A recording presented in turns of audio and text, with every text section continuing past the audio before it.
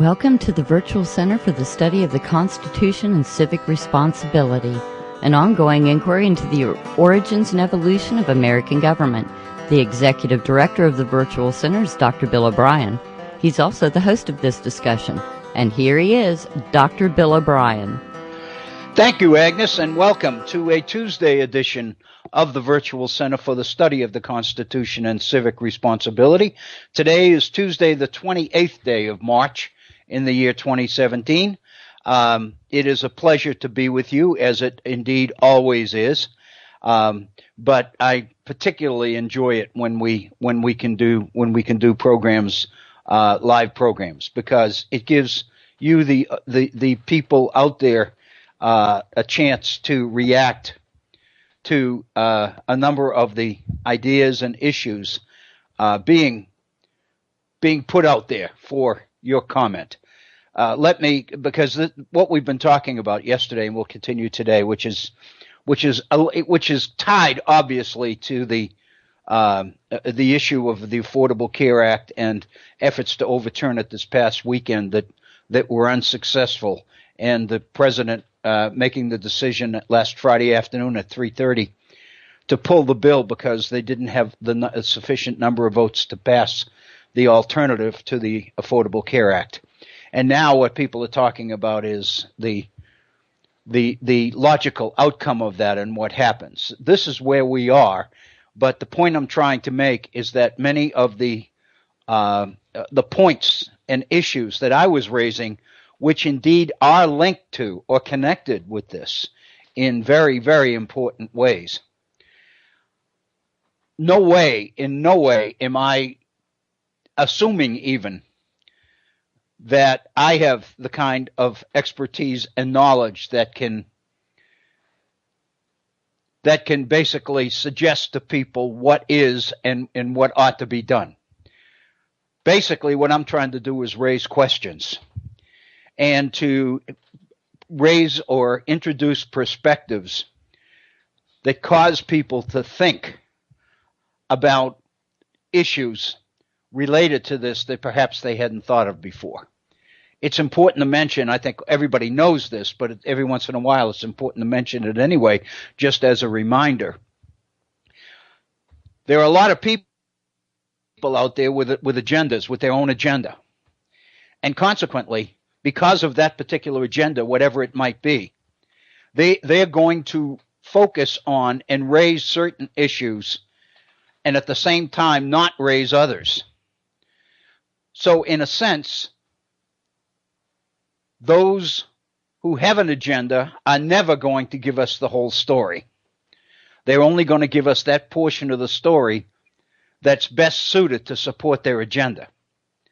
So what that means is, as we hear people with different agendas and different points of view, it's up to us to weave them together and try to make sense out of them in order to get a more complete idea of what all the ramifications of a particular issue are. That can be difficult, but I think it's incredibly important, and I think some of the issues that we raised yesterday, I'll be reviewing some of that in a moment. Some of the issues that we raised yesterday are so significant and so potentially important that they do need to be raised. They need to be considered. And so as we make major decisions on key issues like healthcare, it seems to me we have to be aware of the implications and the ramifications of what we're doing or not doing in this particular area, because it has impacts in other areas as well. That's about 2 minutes of generalizations with no substance at all. So I kind of apologize for that. We'll get into some substance in a moment.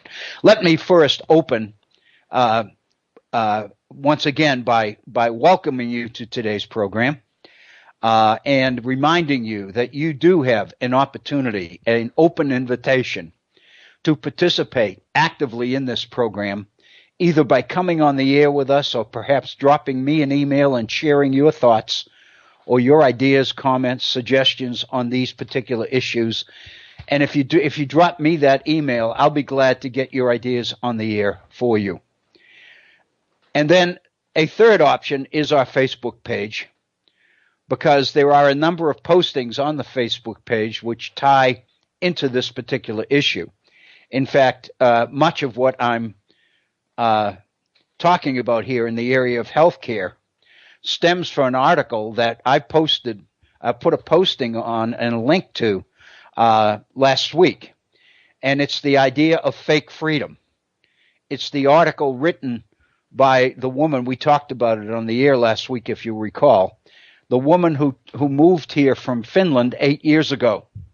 And what she did was talk about the single payer plan that currently exists in Finland and other Nordic countries, and try to get rid of a lot of the misinformation that we often get about single payer, because it's very obvious that a lot of people in the generally connected to healthcare, whether it be in the insurance industry or the health industry,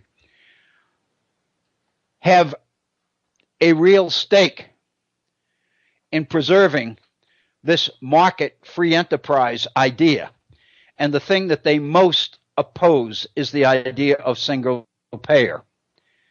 So consequently, much of the comment that we hear about single payer is negative. Usually people use negative comments about these single payer programs in order to argue the point that our system is preferable, is better. And what this article that appeared last week on fake freedom related to the healthcare issue informs us or tells us is that many of the things that we hear and read about as far as single payer concerned are in fact not true. And in fact, what she does then is go into an analysis of our system and points out many ways in which single payer is preferable to ours. And she presents some data which indicate that while we do indeed lay claim to what we call the best healthcare system in the world, it's important to qualify that, and she does. Indeed, we do have available for those who can pay it the best healthcare in the world because of our research hospitals, teaching hospitals, and all the rest of it. We basically have the best of the best available for those who can pay it. The issue is that so few can. And that's kind of the jump-off point for what we were talking about yesterday. Our phone number is area code 304-663-4676. 304-663-HORN, HORN. If you'd like to communicate with me in an email, I'd love to hear from you. My email address is waobrien906@gmail.com. That's WAObrien, OBRIEN 906@gmail.com. And the Facebook page that I was just referring to with the link to the article on fake freedom on it. If you go to Facebook and in the search box at the top, type in the Virtual Center for the Study of the Constitution, you will have access to our Facebook page. And there's opportunity there for you to comment, to react. You can either do that there. You can make a comment on Facebook. You can drop me an email, or you can pick up the phone and come on the air and express your point of view yourself. What I want you to know is that you are always invited to do that. Please don't ever think that anything that we're doing here or that I'm doing takes preference to hearing from you, because it does not. This entire initiative, this entire effort is about you. It's about informing all of us, not just me, but all of us. And by hearing from you, I learn too. And that's why this exchange is so important. And we try to do everything we can to encourage it and to celebrate it. So please don't ever feel that what you would like to say isn't that important or is something that can best go unsaid. If you believe that it's significant, then we all believe that it is also. So with that, if you remember yesterday, we were into the defeat of the Republican alternative to the Affordable Care Act this past weekend and the reactions stemming from that. And basically, the issues that we were focusing on yesterday are issues related to the so-called between the lines or hidden agenda or whatever you might call it. Some people have argued that the Republican alternative to the Affordable Care Act really wasn't about health care at all. It was about taxes. More specifically, it was about a huge tax cut for the wealthiest Americans. And the information that we looked at yesterday clarified, I hope, where that perspective comes from. There's absolutely no question that the wealthiest Americans are subsidizing the expansion of health care under Obamacare, under the Affordable Care Act. We all know that. The costs of insurance, the prices of insurance under the Affordable Care Act are determined or driven by one's income. The poorer you are, the larger the subsidies you receive. The wealthier you are, the higher your premiums. So what that effectively means is that wealthier Americans are subsidizing the health insurance of not so wealthy Americans. And so if you overthrow or undo the Affordable Care Act or replace it with something else, then in a sense, you are providing a tax cut to those people paying the most under the Affordable Care Act. So in that sense, it is a tax cut for them. There's no question. And the realities are that the particular bill that the Republicans offered as an alternative to the Affordable Care Act focus especially on the issue of cutting taxes, income taxes. Because the reality is that if passed, the Republican alternative, which I believe was called the American Health Care Act, would have taken approximately $1 trillion over the next 10 years out of the health care pot, out of the Affordable Care Act pot. In a sense, then, those paying the most into health care under the Affordable Care Act would be getting one huge tax cut, because over 10 years, we would have seen $1 trillion taken out of the healthcare budget, out of the healthcare pot. What that would have meant is that a lot of people who are currently being subsidized for their health care would no longer receive those subsidies. And they would be rather thrown onto their own resources to continue their health care. And the reality is that many of them wouldn't be able to do that. So they would drop out of the Affordable Care Act. And the result would be a savings of $1 trillion for the wealthiest Americans over 10 years. But at the same time, we would see over the next 4 to 5 years a gradual lowering of costs.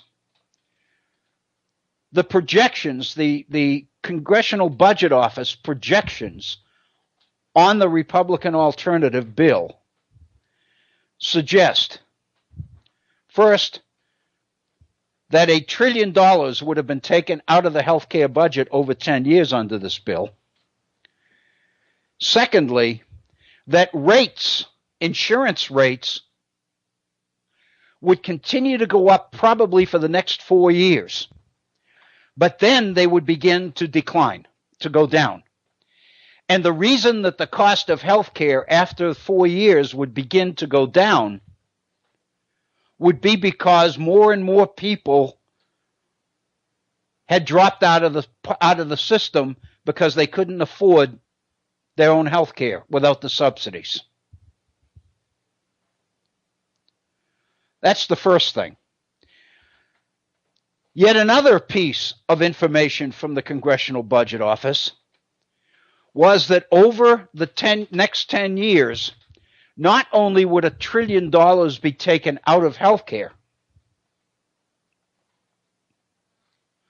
but something in the area of $839 billion, with a B, would be taken out of Medicaid. The combination of those two,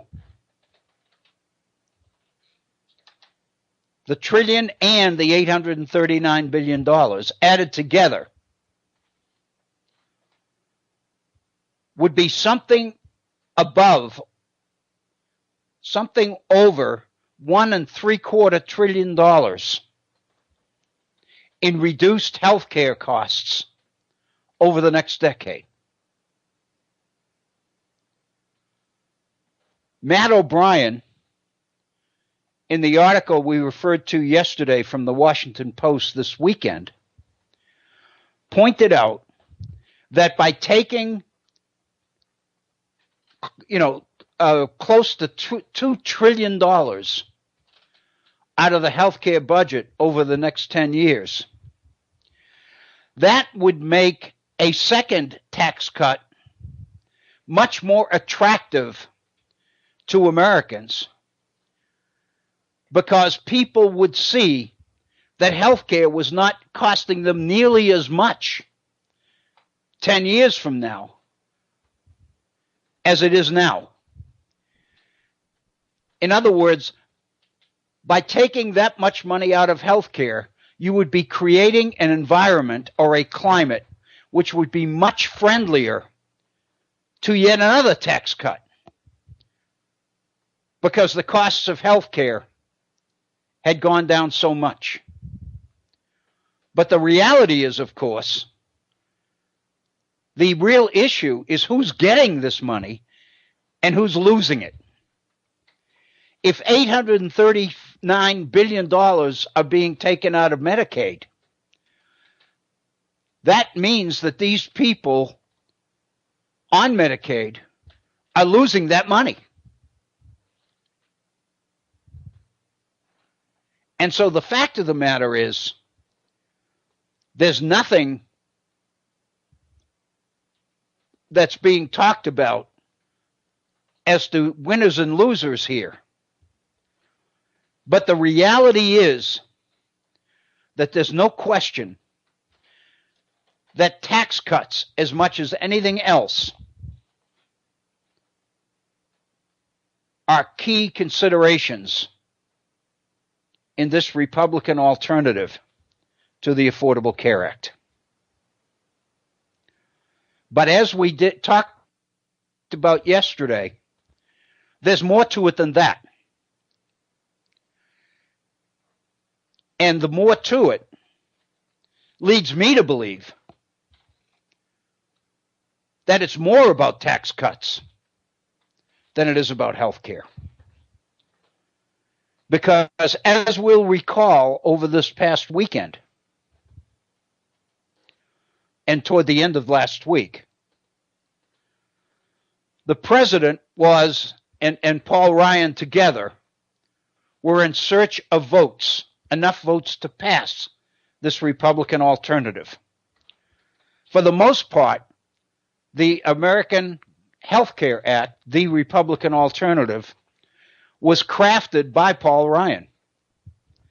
From something I read this morning, it looks like he received assistance from Tom Price,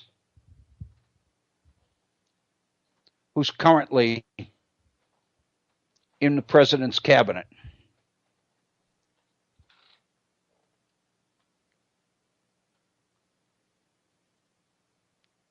In the final negotiations, in an effort to secure the votes of more conservative Republicans, members of the Freedom Caucus,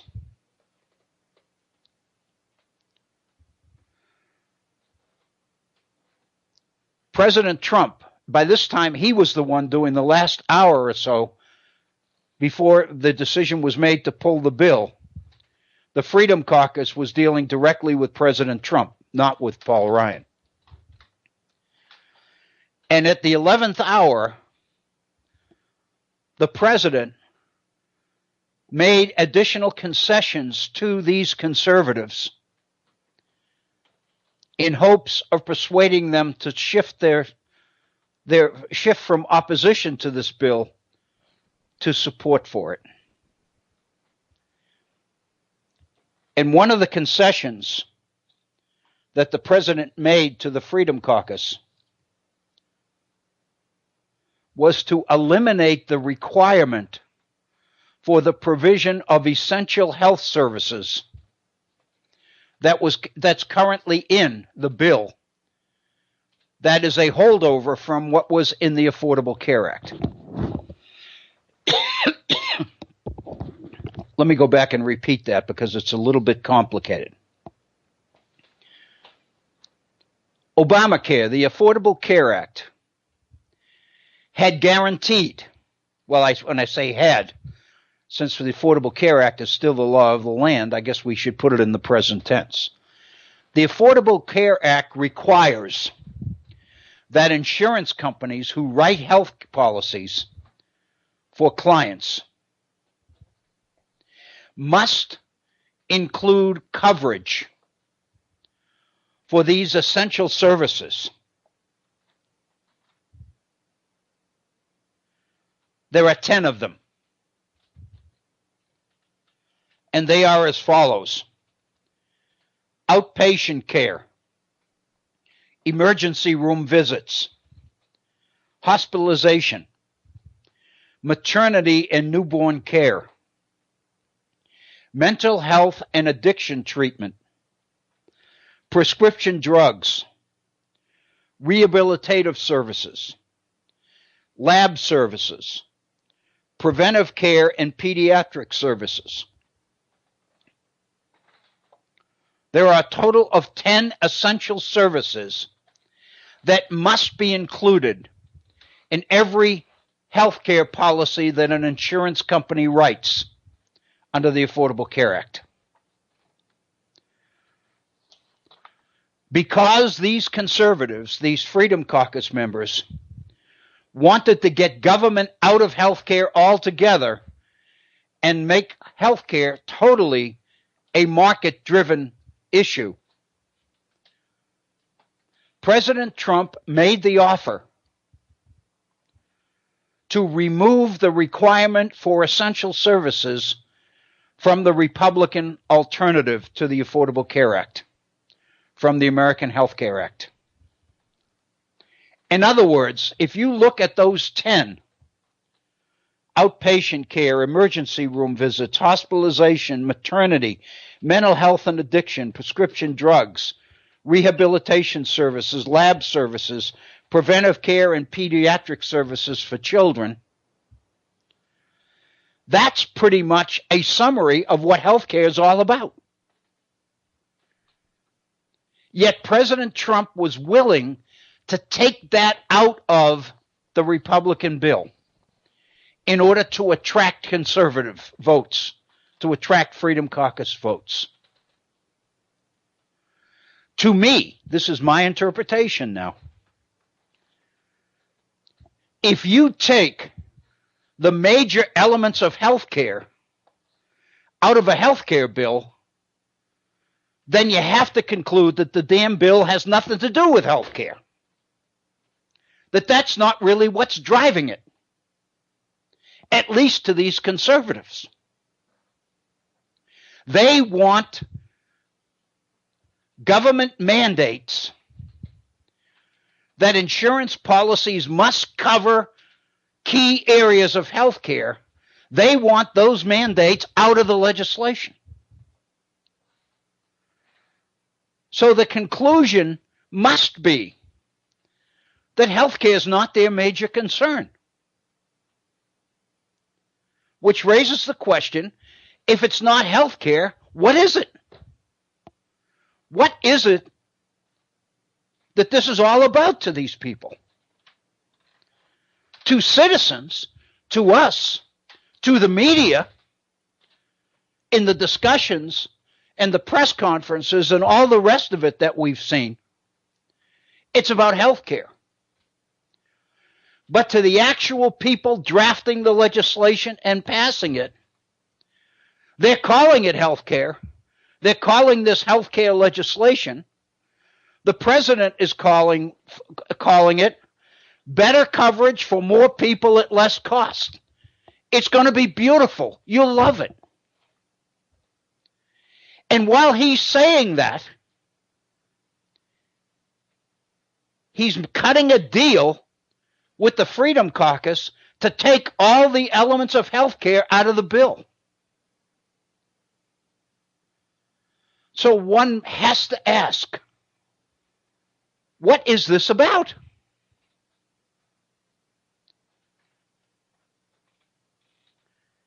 And staring us in the face are the realities of the tax cuts and Medicaid reductions that the Congressional Budget Office sees in this legislation. That's what's left. So I would conclude that those people, those critics of the Republican effort who claim that this is more about tax cuts than health care are right on. It seems to be the real story. Yet, it wasn't enough to get the Freedom Caucus to change their votes. And so at the 11th hour, at 3:30 last Friday afternoon, the President and Speaker Ryan together made the decision to pull the bill. Don't bring it to the floor and have a vote because it won't pass.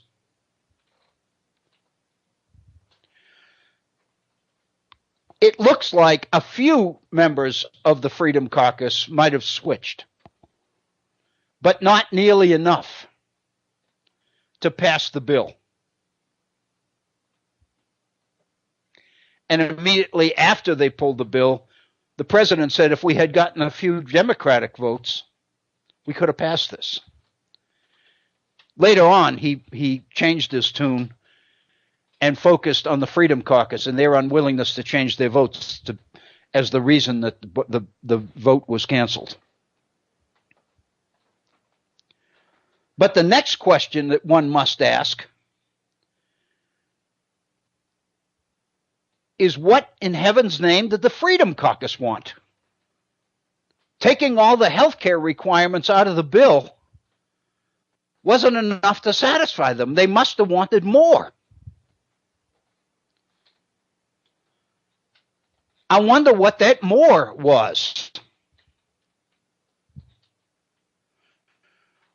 One thing that happened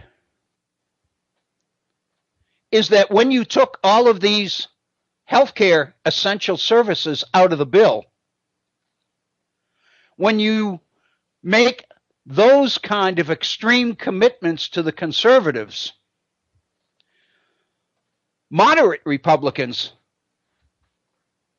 get their backs up and they begin to question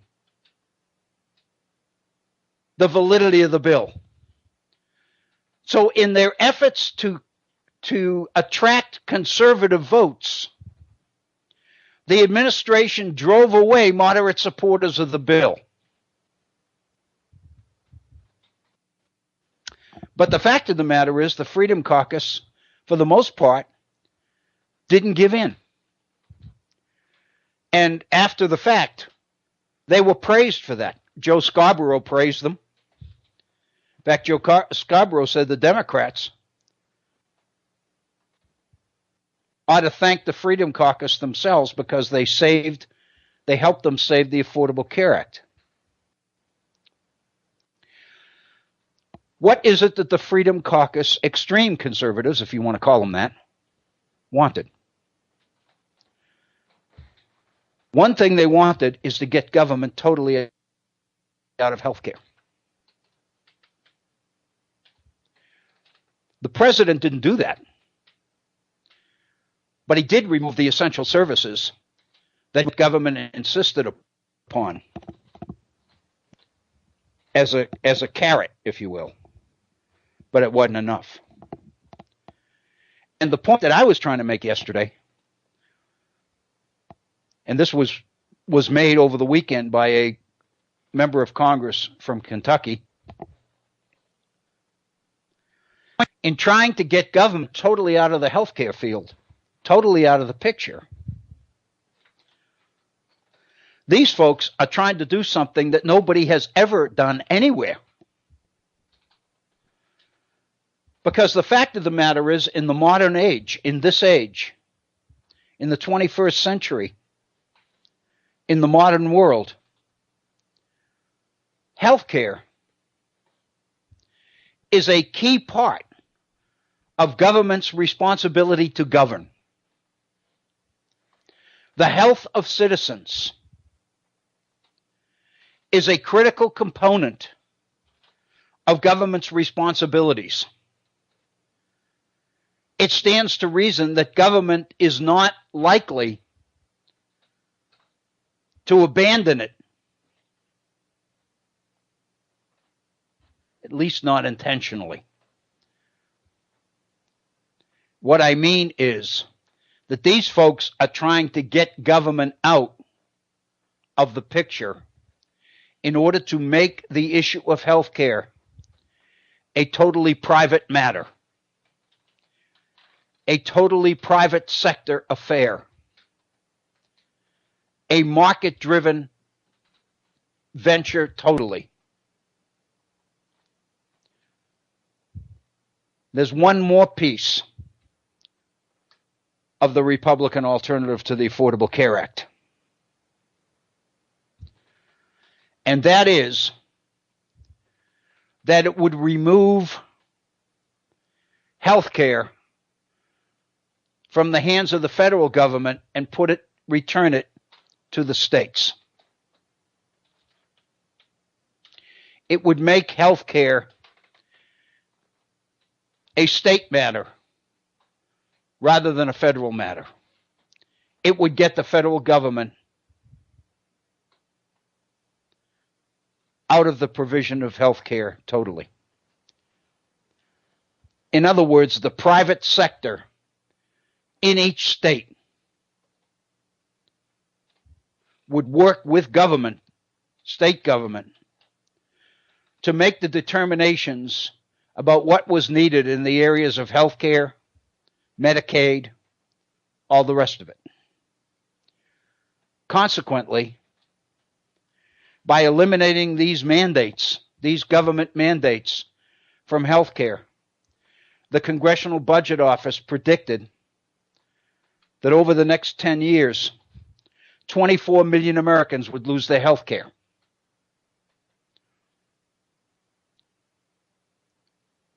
For the most part, it would be because people simply couldn't afford it anymore.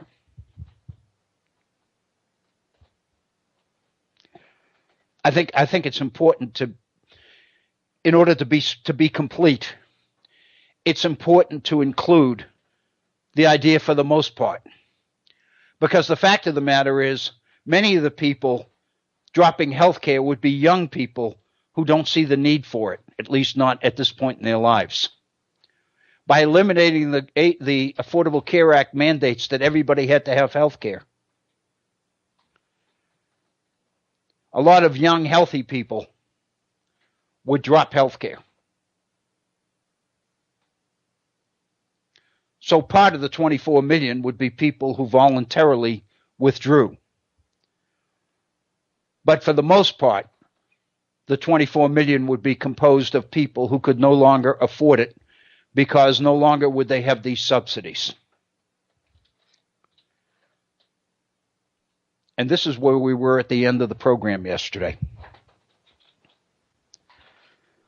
It would be a mistake to conclude that the Republican bill, the American Health Care Act, totally ignored the poor, the elderly, the indigent, the disabled, children. Their health care would become state rather than federal decisions. But where would it come from? And this is the key to the Republican, a key to a Republican approach to health care. It would take the highest risk people, the poorest people, the disabled, children, out of the healthcare picture entirely by pooling them in a separate category whose health care would be provided by a $100 billion pool of money. In other words, the way to bring the costs of health care down, this Republican bill determined, was to take the most expensive people out of it. Provide them health care from somewhere else. And then the rest of the people could get their health care through the market. It would be more competitive, prices would be lower, and people who purchased health care would be free to purchase coverage they wanted, but not be required to purchase coverage that they weren't going to use or that they didn't need.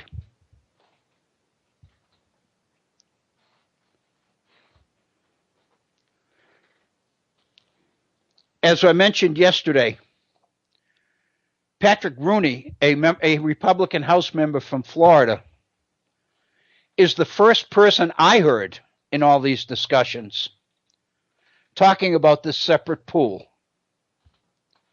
funded by a $100 billion pot of money.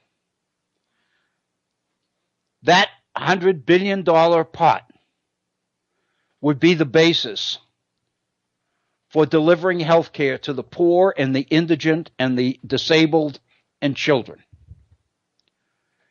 But by getting them out of the health care picture,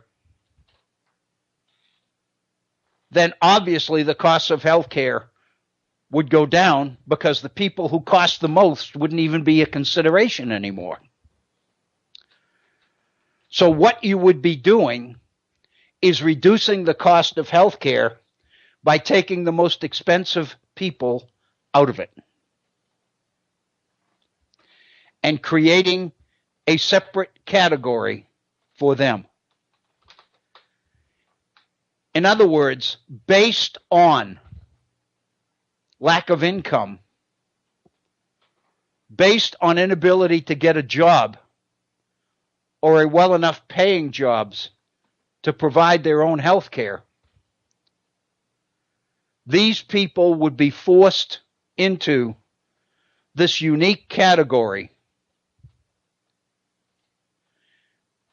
which in effect would define them as kind of half citizens, not quite full-fledged citizens, because they wouldn't be included in the entire healthcare phenomenon. The total picture of healthcare would exclude these people. They would be in a separate category. They would be segregated. And the example that I used yesterday was that this seems to have the makings of a classic separate but equal situation. The only difference is the health care that these people received clearly wasn't going to be equal to what the people who could purchase it were able to buy.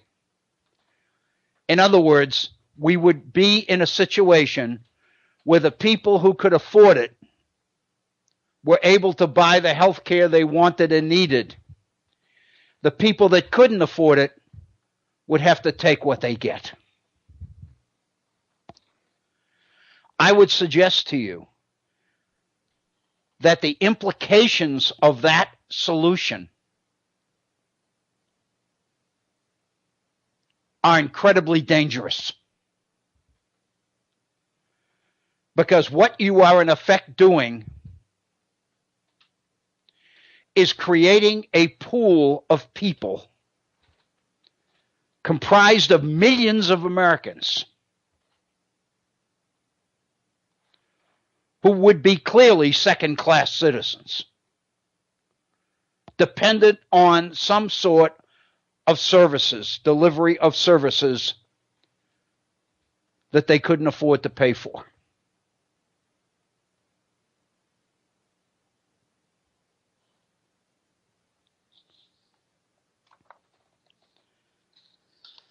Paul Ryan, Speaker of the House, who pretty much is responsible for drafting the Republican alternative to the Affordable Care Act,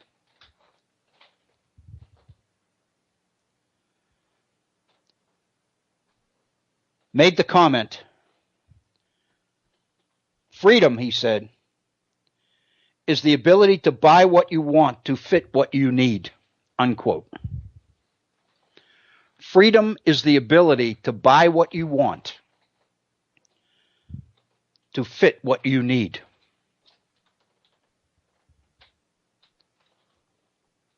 Think about that. Freedom is not a right that everybody has. Freedom somehow is linked to income, to wealth, to class. The implication being, if you can buy it, you are free. And we have a plan which will give you all sort of choices. You can buy the coverages you want from the insurance companies you want that have the best price or the best deal. You can shop across state lines. You can do all of this stuff in order to get the best price that the market can give you. But on the other hand, if you can't purchase what you need, then by definition, you are not free. You are dependent. You are on welfare. You are a second-class citizen. You are not fully included as a full-blown citizen of this nation. You are separate. You are unequal.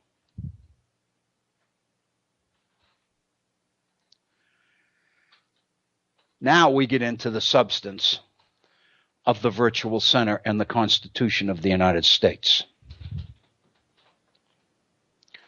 Because one thing that we've learned here over the months and years is that the dominant theme of our constitutional system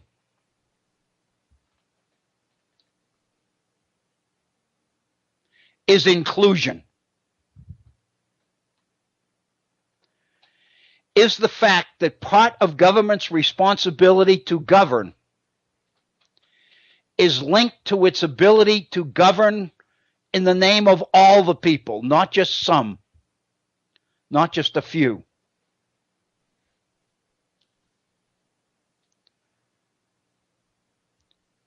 We'll remember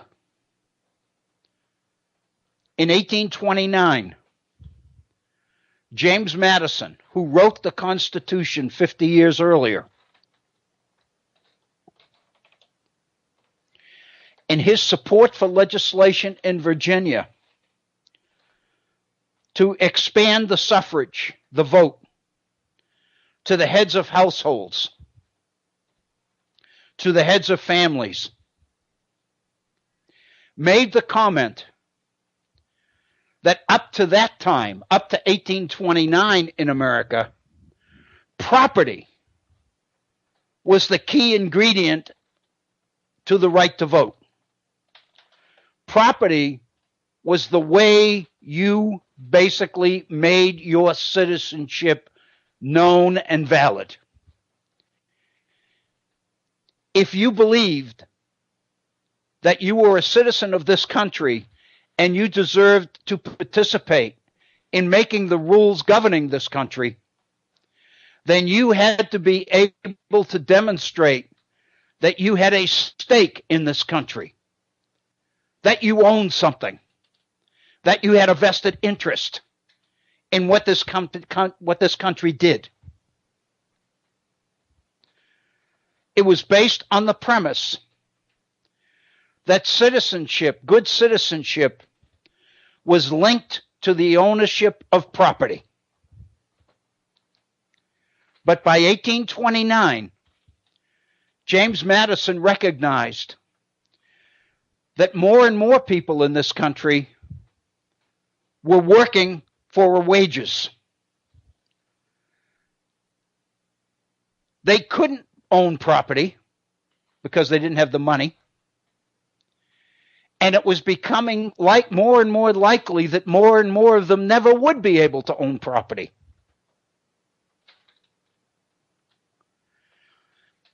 And Madison believed that the peace and security and stability of this republic was in danger so long as the right to vote was restricted to the owners of property. Because fewer and fewer Americans own property, more and more Americans didn't. And Madison recognized that a government where only a minority of people make all the rules for everybody else loses its freedom, becomes susceptible to revolution, because it loses the ability to find ways to include people into the body politic.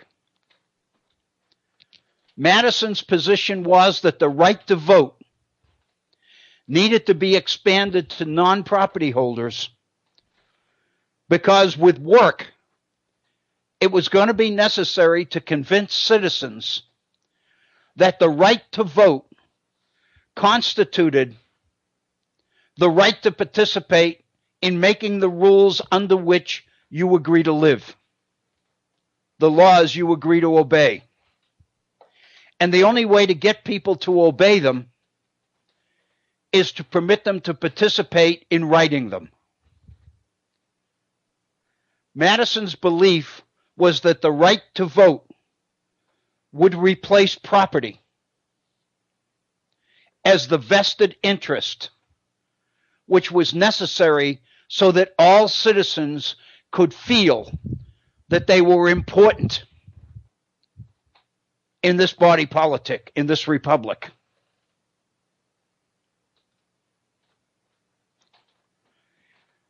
Madison said in that particular journal piece, in that particular piece of writing,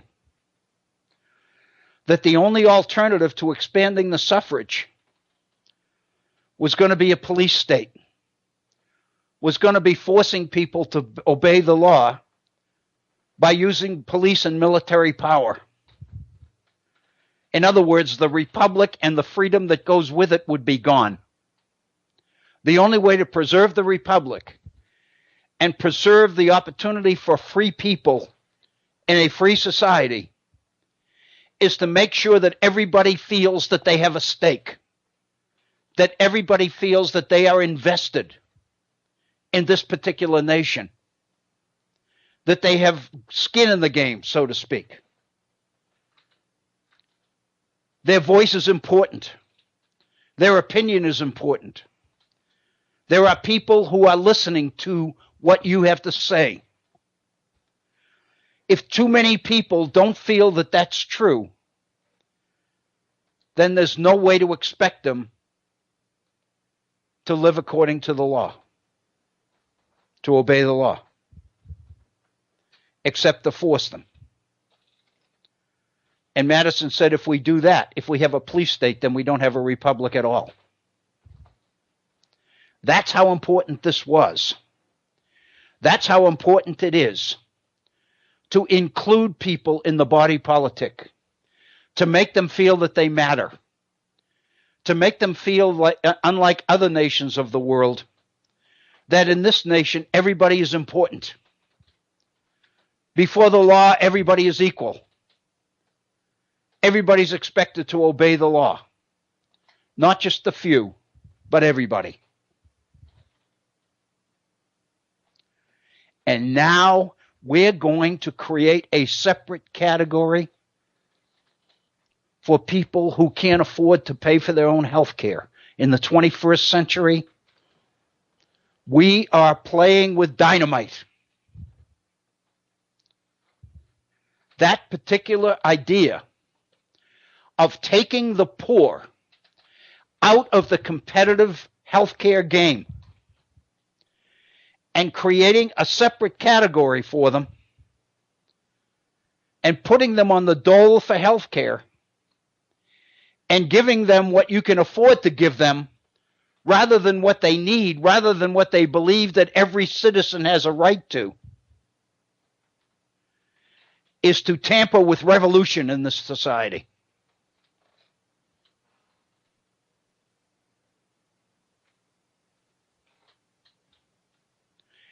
It's tied up with the whole idea of community, of belonging, of creating a sense of importance,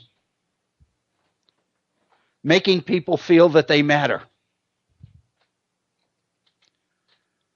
That's the only way that you can maintain a republic, that you can maintain participatory democracy. You had to give people the right to participate. You couldn't continue to connect the right to make the rules with the ownership of property with wealth.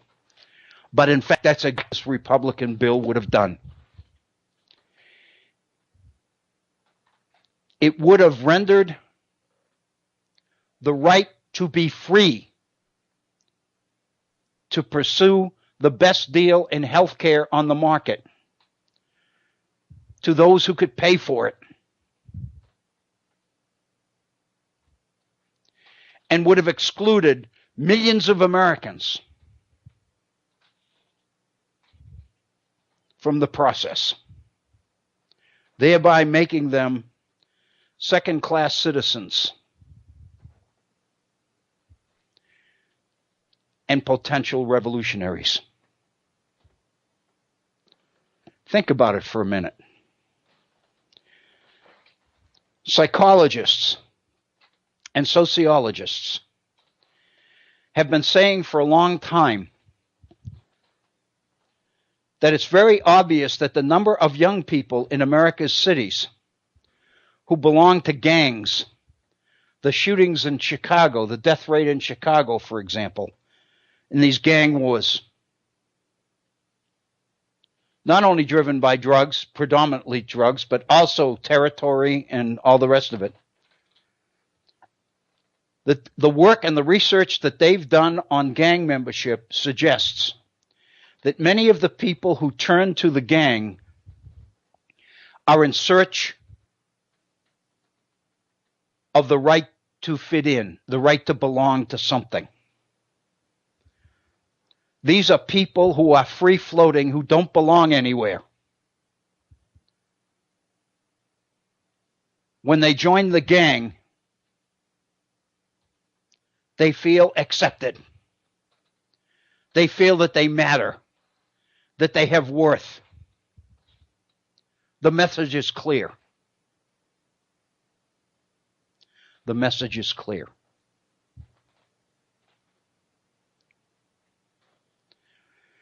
In the 18th century, when the Constitution was written,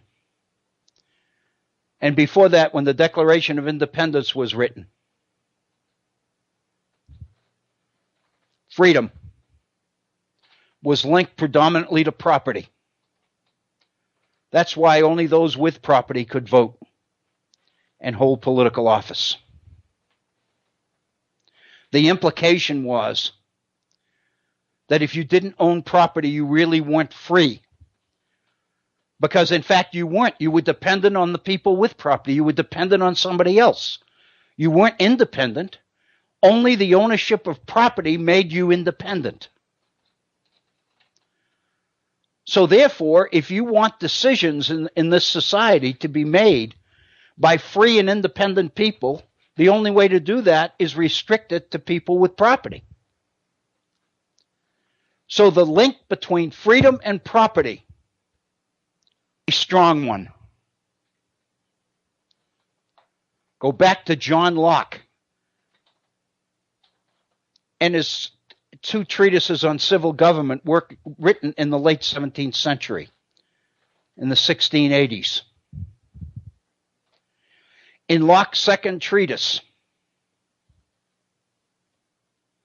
he makes the point, I'm paraphrasing, but it's pretty close to accurate. I looked at it the other day over the weekend just to make sure. John Locke is talking about the state of nature. And he's talking about natural rights within the state of nature. All people in the state of nature have natural rights to life, liberty, and property, John Locke says. Not pursuit of happiness now, property.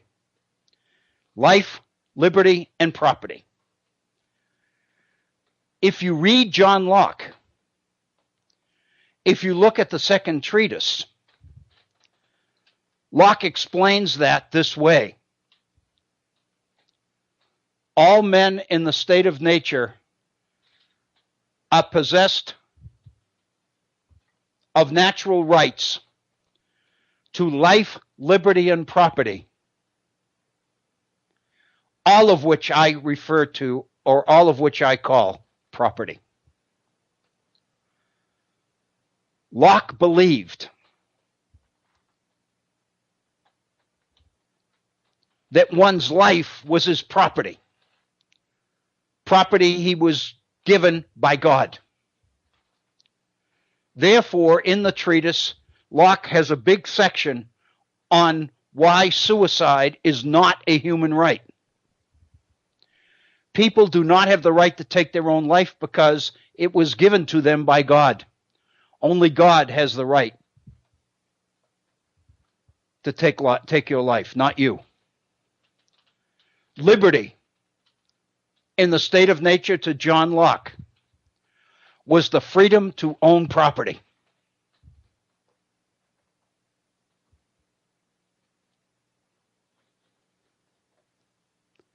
Property then was your possessions, your life, your freedom, and what you owned. Those are your natural rights. Life, liberty, and property, all of which together I call property. So property and freedom to John Locke were synonymous. Couldn't without. And it's very obvious that the writings of John Locke are critical in the development of America's major documents leading up to and following the Declaration of Independence. Thomas Jefferson, as we know, referred to life, liberty, and the pursuit of happiness. And we devoted a lot of attention here at the Virtual Center to an effort to try to get a handle more clearly on exactly what Jefferson meant by pursuit of happiness. But those people in today's world, those supporters of the free enterprise system who want property to be treated as a natural right, go directly to Locke. Consequently, they claim that Jefferson's Declaration of Independence is directly taken from John Locke. We looked at Carl Becker, and Carl Becker said that in his Declaration of Independence, that it's Lockean. And the supporters of free enterprise capitalism in today's world want to believe that. They insist upon it. Because Jefferson called them unalienable rights to life, liberty, and pursuit of happiness. Ended in that triad. We know from our investigations here at the Virtual Center that Jefferson meant something quite different and quite in addition when he included the word happiness. He talked about man's moral sense and man's innate desire to do for other men, to live according to the golden rule. And it's increasingly clear that that's really what Jefferson had in mind with pursuit of happiness. But many people prefer to continue to link it to John Locke and to the idea of property. What I'm talking about is the idea of the connection between property and freedom.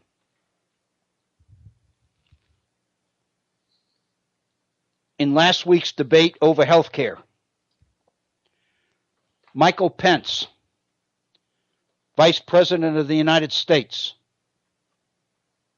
quote, Obamacare will be replaced with something that actually works, bringing freedom and individual responsibility back to American health care, unquote. Let me repeat that. Obamacare will be replaced with something that actually works, bringing freedom and individual responsibility back to American health care, unquote. It's very obvious that the freedom and responsibility issue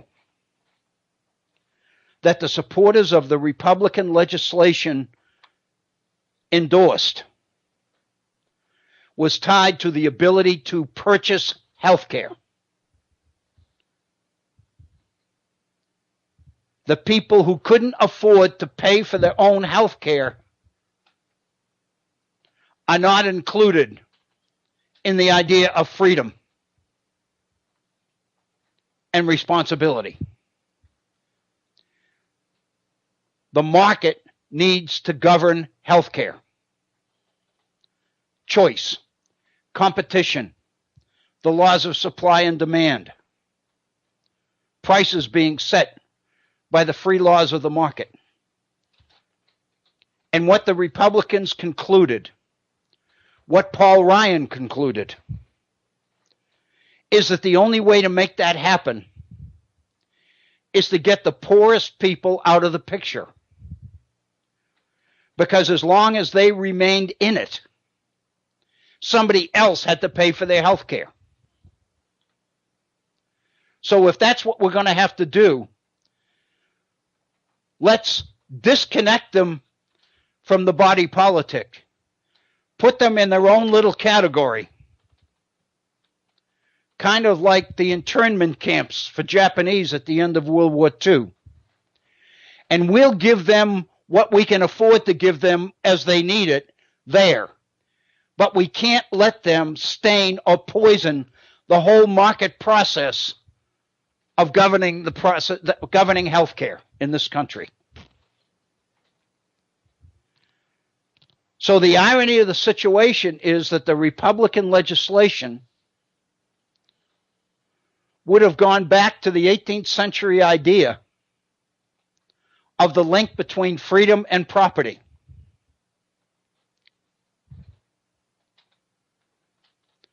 Freedom, Paul Ryan said, is the ability to buy what you need to fit. The ability to buy what you need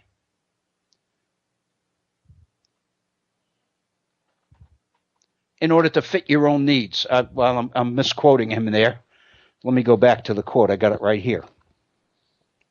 Freedom is the ability to buy what you want to fit what you need.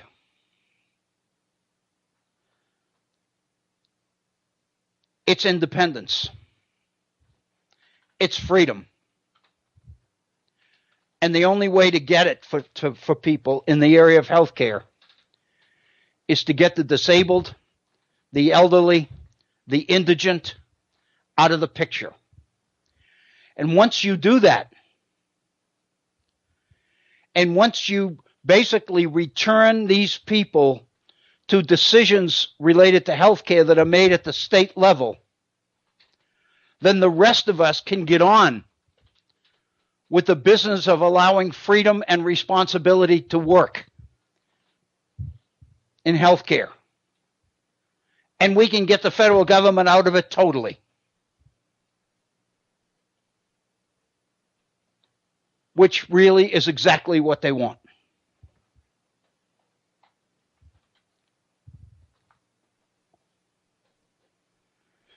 Further evidence. Remember Madison's Federalist number 10 on the Constitution of the United States.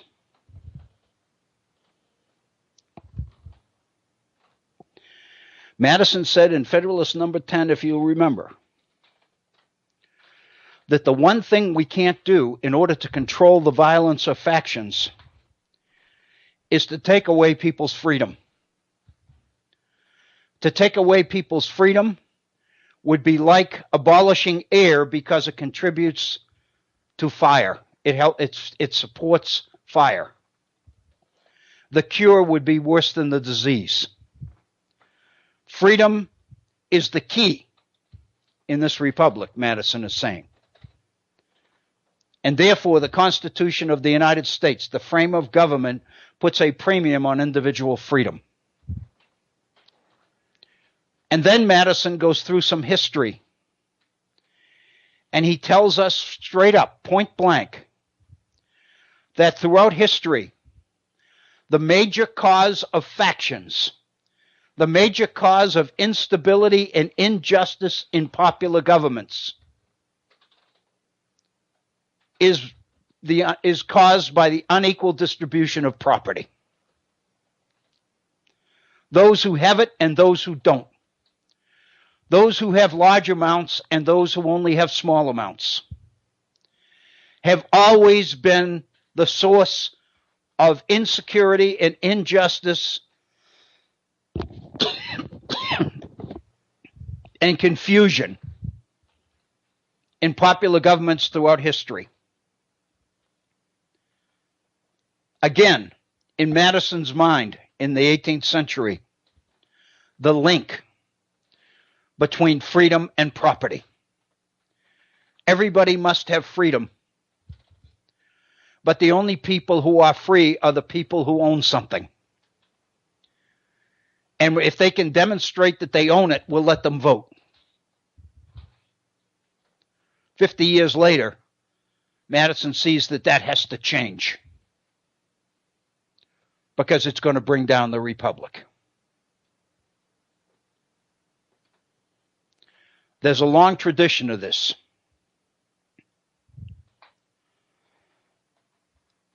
One of the things that people have realized in the 60s, I think today is the 67th or 68th day of the Trump presidency, people have been commenting that one of the realities of the truth of the Trump presidency so far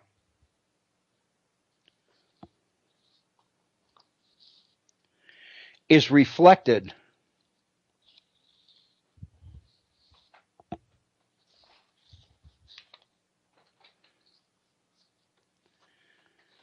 in the sales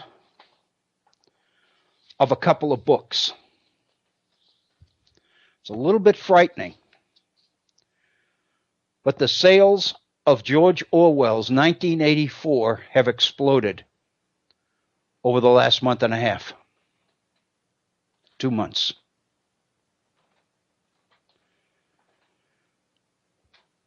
And another book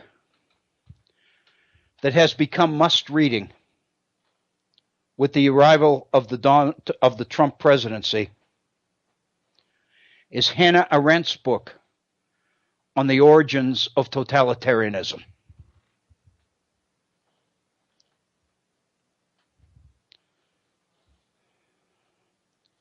Last week,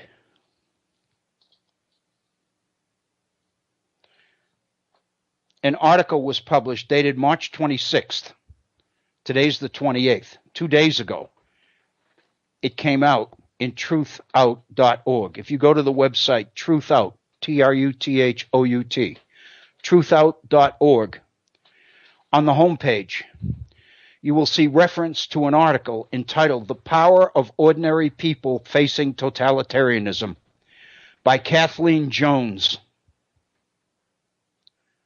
The date, Sunday, March 26th, 2017.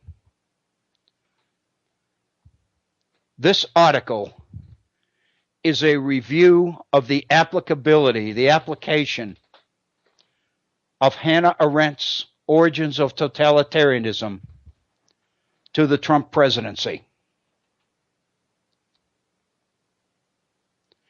In studying the rise of totalitarian movements in Germany and Russia, in the emergence of the Nazis and Stalinism, Hannah Arendt explained, quote, "These movements depended on the unconditional loyalty of the masses of slumbering majorities who felt dissatisfied and abandoned by a system they perceived to be fraudulent and corrupt. These masses sprang to support a leader who made them feel that they had a place in the world by belonging to a movement," unquote. Donald Trump has provided such a movement. Donald Trump has spoken directly to the disaffected, to the dissatisfied, to those who feel abandoned. But there are other analogies between what's going on in today's world and the rise of totalitarianism between the wars at the end of World War II, end of World War I. Hannah Arendt points out that in February, the 27th of February, 1933, those of you who are familiar with history will know this, the German parliament building, the Reichstag, caught fire. The Nazis blamed communists for burning the parliament. The next day, on the 28th of February, the German president declared a state of emergency.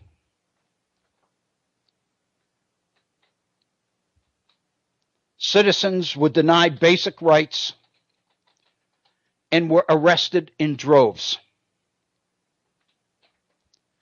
And that's when Hitler began to blame Germany's situation on the Jews and the communists, the Muslims and Syrian refugees.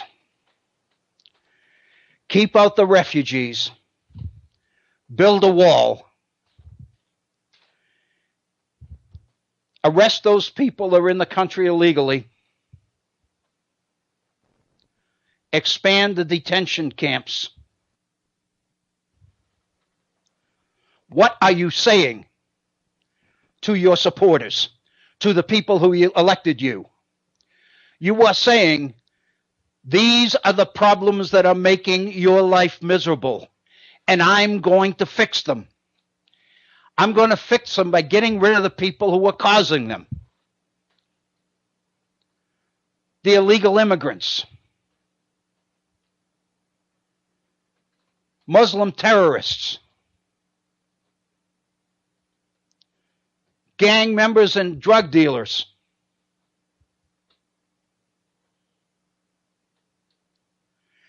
That is exactly what happened in the 1930s.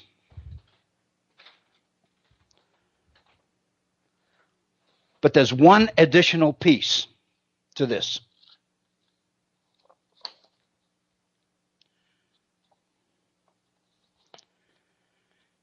Hannah Arendt says,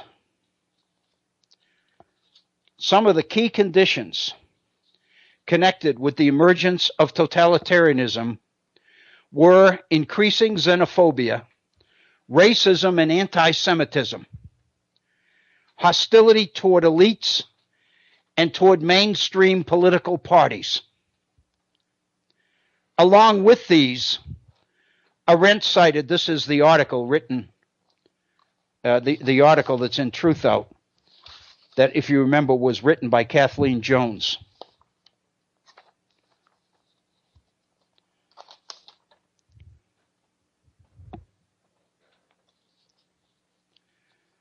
Along with these, she said,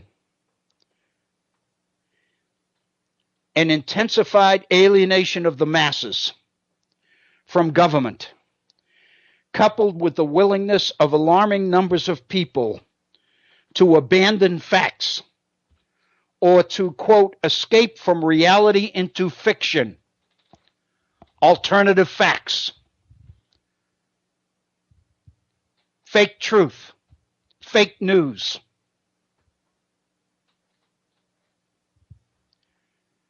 Additionally, Hannah Arendt noted,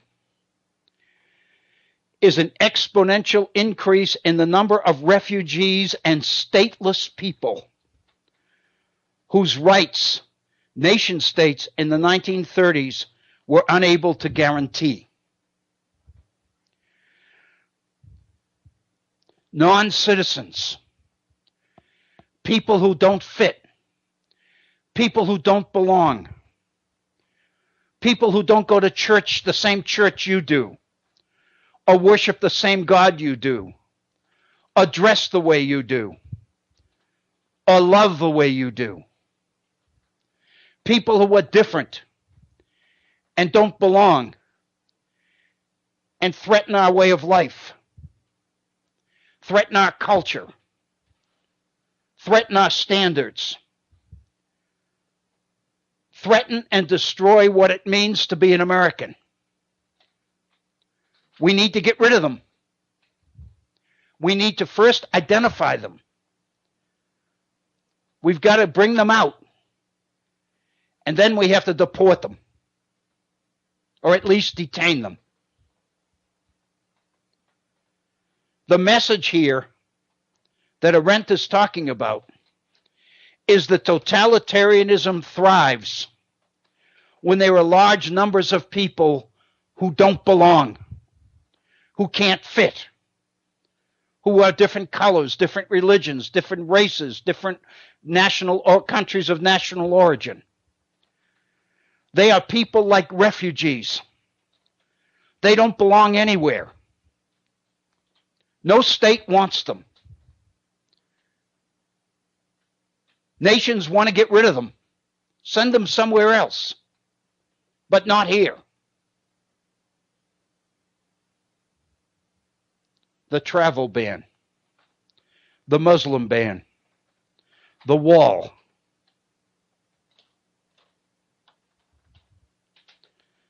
Now we go back to the American Health Care Act, created by Paul Ryan and the Republicans as an alternative to the Affordable Care Act. Taking the highest risk, highest cost,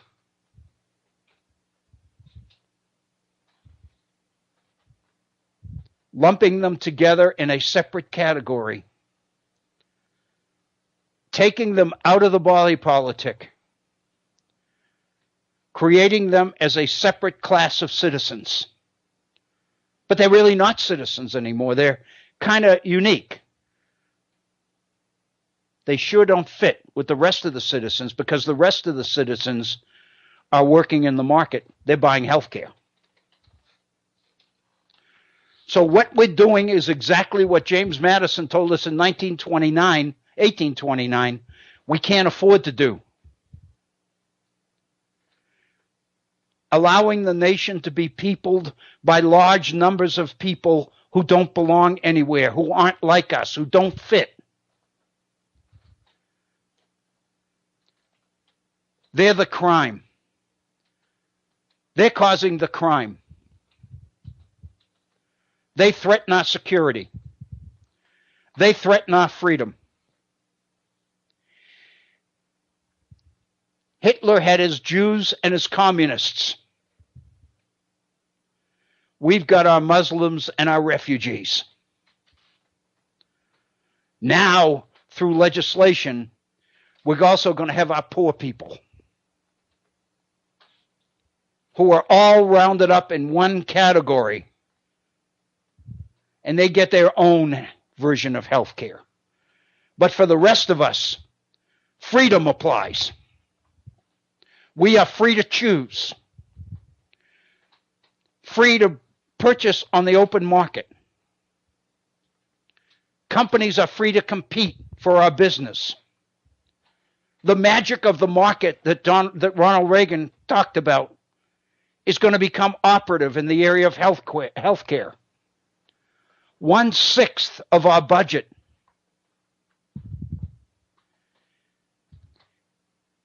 is going to be reserved exclusively for the market. Government's going to be out of the healthcare business. Local government is going to make the decisions on healthcare and Medicaid.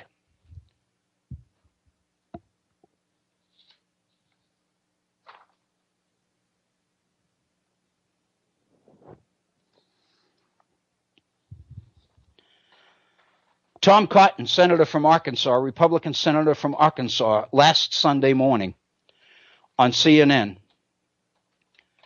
talked about the poor in the area of healthcare. He said, and I'm paraphrasing because I watched this, Medicaid, he said, is a welfare program for the disabled, the infirm, the elderly, young children. Welfare is appropriate and necessary. Nobody is in favor of not providing for the people who need help. But, Tom Cotton said, able-bodied people don't belong on welfare. They need to get jobs.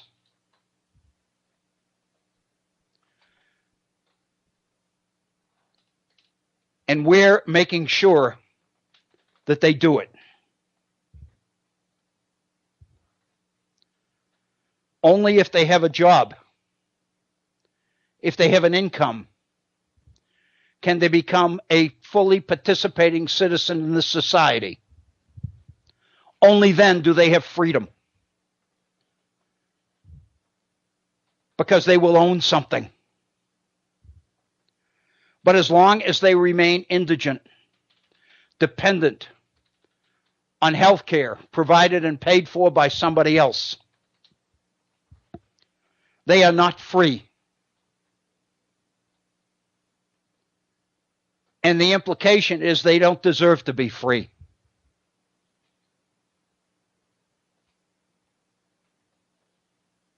Because they haven't earned the right. So in effect, the Republican alternative to the Affordable Care Act is an approach to health care based on the idea that the only people who should have access to it are those who have earned it. To operate under the delusion that people who can't buy it and have to depend on somebody else to pay for it are free and equal participating citizens in this society is just that. It's a delusion. Let's stop deluding ourselves. Let's make the kind of changes where everybody knows where everybody else stands. Who votes and who doesn't. Who matters and who doesn't. Who works and who doesn't. Who's deserving and who isn't. And making sure that those people who are able-bodied and can work need to get a job. We're not denying health care to people that can't be expected to provide it for themselves because they're children or they're elderly or they're disabled. But if they can work, they need to get about doing it. And by taking away their health care until they are willing to go to work and pay for it, we are putting America back on track. We are making America great again.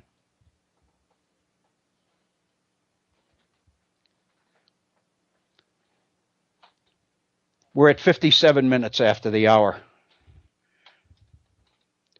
I ran over by 6 minutes yesterday. It's the first time I ever did that.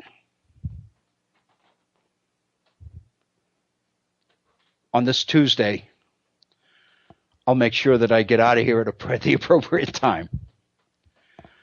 All of this is food for thought. None of this can be defined as answers. All of it is based on the assumption that we will investigate, we will reflect, we will think, we will discuss, we will talk to other people, we will read, we will research, and we will listen. But I really believe that in the process of doing that and considering these kinds of interconnections and relationships that aren't that visible on the surface, we become much better able to becoming functional, informed citizens, which is really the mission of the Virtual Center, because it's the mission of the Constitution of the United States as well.